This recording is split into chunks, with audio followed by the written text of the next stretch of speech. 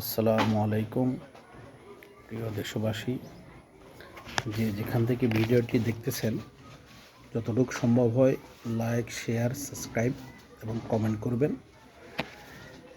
যে কথাটা বলতে যাচ্ছিলাম সেটা হচ্ছে, আমাদের দেশটা আমরা মনে করি আমাদের পার্শ্ববর্তী দেশ আমাদের শত্রু। হ্যাঁ, সেটা ঠিক আছে, আমাদের শত্রু। কিন্তু কিছুদিন আগে বাংলাদেশের সেনাবাহিনীর এক ঊর্ধ্বতন কর্মকর্তা বলছিল যে ভারত আমাদের শত্রু। এই কথা ঠিক আছে, কিন্তু তার চেয়ে বড় শত্রু হচ্ছে এই দেশে অবস্থিত ভারতীয় দালালরা। তো উনি ভারতীয় দালালদের নাম বলে নাই। আজকে আমি আপনাদের দুইজন ভারতীয় দালালের নাম বলবো, যেটা আমি নিশ্চিত যে এরা ভারতীয় দালাল এবং তাদের কথাবার্তা এটাই প্রমাণিত।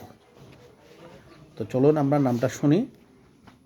একটা হচ্ছে গোবিন্দ প্রামাণিক, যিনি স্পষ্ট এই বিএসএফ, এই ইন্ডিয়ার যে সন্ত্রাসী দল আছে ওই দলের সদস্য, বিএসএফ নাকি এটার সদস্য।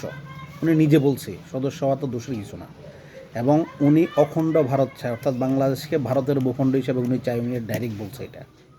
আরেকজন হচ্ছে শ্যামলী পরিবহনের মালিক, যিনি উনি দুঃখ করে বলছে যে সহ্য করতে পারি না, এই দেশটারা ভারতও বানাইতে পারি না।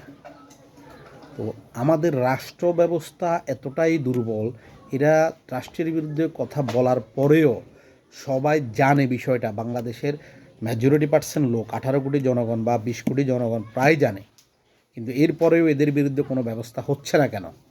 এটা সবার কাছে অনুরোধ, এই ভারতীয় দালালদের ধরে আইনানুগ ব্যবস্থা নেওয়ার রাষ্ট্রের কাছে অনুরোধ।